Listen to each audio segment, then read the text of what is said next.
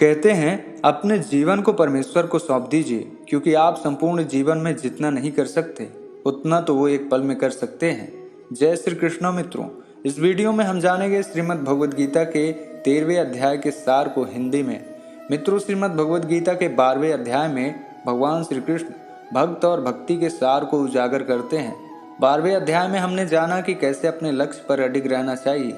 श्रीमद् भगवद गीता के 13वें अध्याय में हम जानेंगे कि मनुष्य को अपने जीवन में किस प्रकार के कर्म करने चाहिए और साथ ही जानेंगे कि किस तरह के कर्मों को करने से हमें उनके परिणाम प्राप्त होते हैं। तो आइए विस्तार से जानते हैं श्रीमद् भगवद गीता के 13वें अध्याय से मिलने वाली सीख और शिक्षाओं के बारे में। मित्रों, यह अध्याय दो शब्दों क्षेत्र और क्षेत्रज्ञ से परिचित कराता है। यहाँ क्षेत्र का अर्थ है शरीर और क्षेत्रज्ञ का अर्थ है शरीर का ज्ञाता। हम शरीर को क्षेत्र के रूप में और शरीर में निवास करने वाली आत्मा को शरीर के ज्ञाता के रूप में स्वीकार करते हैं, लेकिन यह एक सरलीकरण है, क्योंकि वास्तव में क्षेत्र का अर्थ बहुत व्यापक है। इसमें मन, बुद्धि, अहंकार और माया अर्थात प्रकृति शक्ति के अन्य सभी घटक भी सम्मिलित हैं, जिनसे हमारा व्यक्तित्व निर्मित होता है।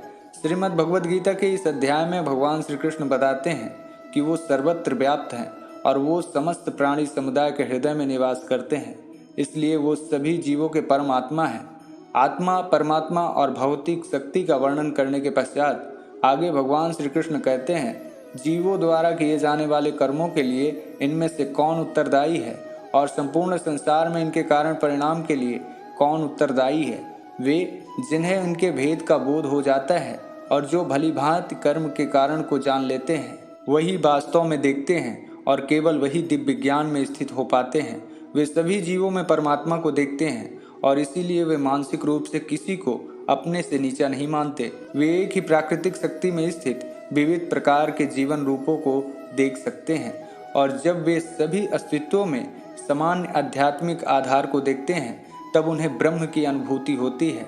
इस अध्याय के प्रारंभ में अर्जुन को भगवान श्री कृष्ण कहते हैं, हे अर्जुन, यह शरीर क्षेत्र इस नाम से कहा जाता है और इसको जो जानता है उसको क्षेत्रज्ञ इस नाम से उनके तत्व को जानने वाले ज्ञानी जन कहते हैं। हे अर्जुन, तू सब क्षेत्रों में क्षेत्रज्ञ अर्थात जीवात्मा भी मुझे ही जान और क्षेत्र क्षेत्रज्ञ को अर्थात विकार सहित प्रकृति का और पुरुष का जो तत्व से जानना है वह ज्ञान है, ऐसा मेरा मत है। वह क्षेत्र जो और जैसा है तथा जिन विकारों वाला है और जिस कारण से जो हुआ है, तथा वह क्षेत्रज्ञ भी जो और जिस प्रभाव वाला है, वह सब संक्षेप में मुझसे सुन। यह क्षेत्र और क्षेत्रज्ञ का तत्व ऋषियों द्वारा बहुत प्रकार से कहा गया है और विविध वेद मंत्रों द्वारा भी विभाग पूर्वक कहा गया है तथा भली भांति निश्चय किए हुए युक्ति युक्त ब्रह्म सूत्र के पदों द्वारा भी कहा गया है। 5 महाभूत अहंकार, बुद्धि और मूल प्रकृति भी तथा 10 इंद्रियां, 1 मन और 5 इंद्रियों के विषय अर्थात शब्द, स्पर्श, रूप, रस और गंध तथा इच्छा, द्वेष, सुख, दुख, स्थूल देह का पिंड, चेतना और धीति, इस प्रकार विकारों के सहित यह क्षेत्र संक्षेप में कहा गया है।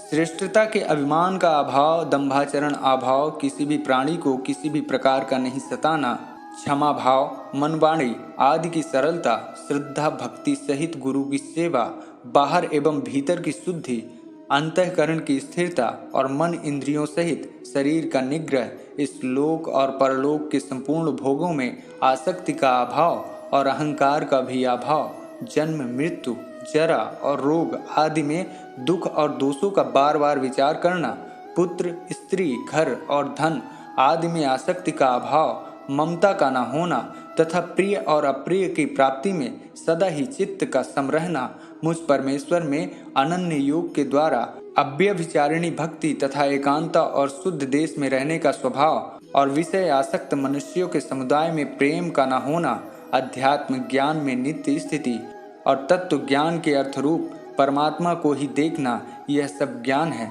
और जो इससे विपरीत है वह अज्ञान है। जो जानने योग्य है तथा जिसको जानकर मनुष्य परम आनंद को प्राप्त होता है उसको भली भांति कहूँगा। वह अनादि वाला परब्रह्म न सत ही कहा जाता है न असत ही कहा जाता है। वह सब ओर हाथ पैर वाला, सब ओर नेत्र, सिर और मुख वाला तथा सब ओर कान वाला है, क्योंकि वह संसार में सबको व्याप्त कर स्थित है। वह संपूर्ण इंद्रियों के विषयों को जानने वाला है, परंतु वास्तव में सब इंद्रियों से रहित है तथा आसक्ति रहित होने पर भी सबका धारण पोषण करने वाला और निर्गुण होने पर भी गुणों को भोगने वाला है। वह चराचर सब भूतों के बाहर भीतर परिपूर्ण है और चर अचर भी वही है, और वह सूक्ष्म होने से अविक्षेय है तथा अति समीप में और दूर में भी स्थित वही है।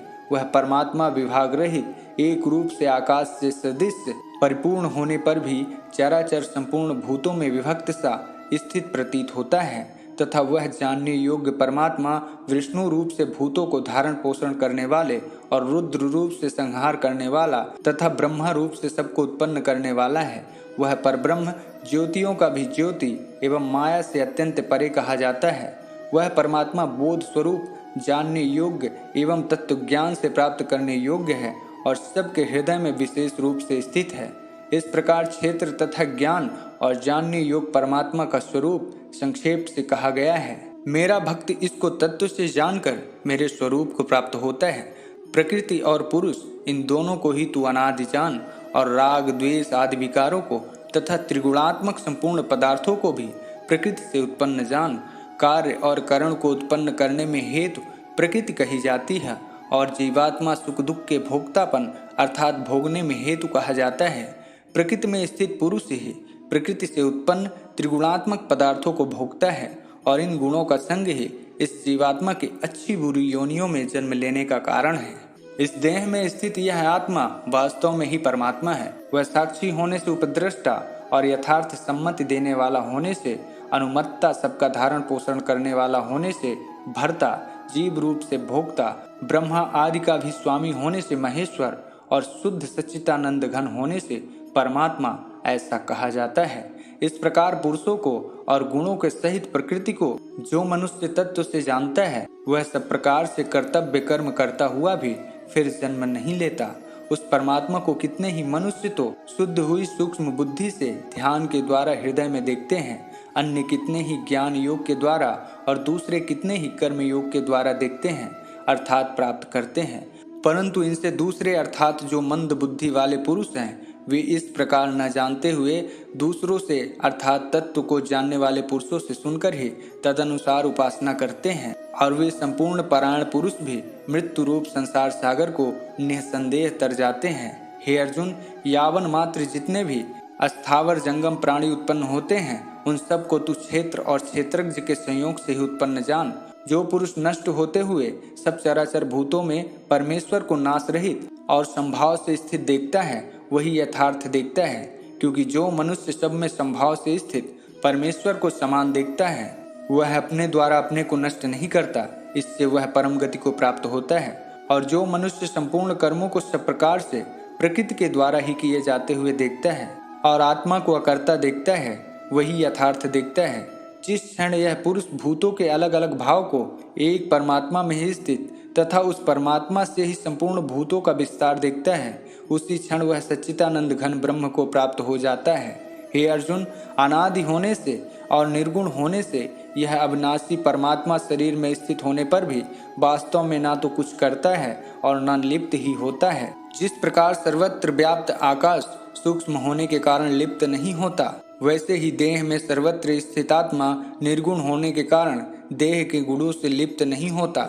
हे अर्जुन, जिस प्रकार एक ही सूर्य इस संपूर्ण ब्रह्मांड को प्रकाशित करता है, उसी प्रकार एक ही आत्मा संपूर्ण क्षेत्र को प्रकाशित करता है।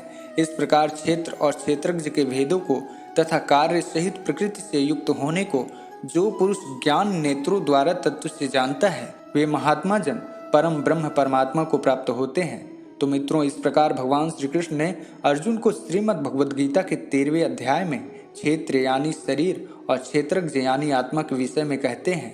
मिलते हैं श्रीमद् भगवद गीता के अगले अध्याय में। जय श्री कृष्ण।